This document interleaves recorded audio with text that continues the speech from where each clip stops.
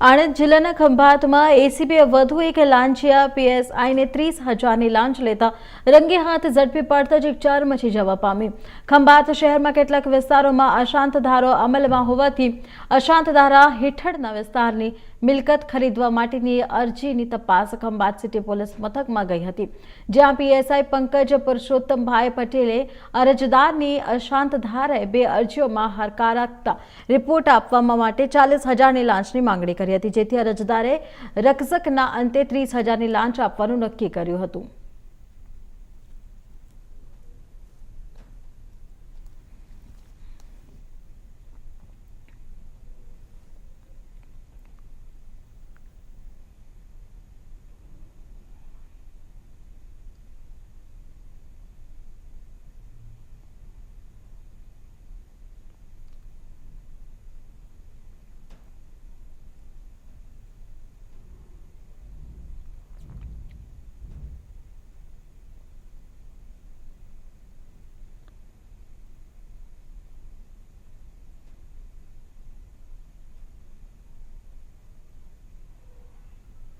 તો આપને જણાવી દઈએ કે ખંભાતમાં લાંચ લેતા એક પીએસઆઈ ઝડપાયા છે। અશાંત ધારા રિપોર્ટ માટે 30,000ની માંગણી કરવામાં આવી હતી।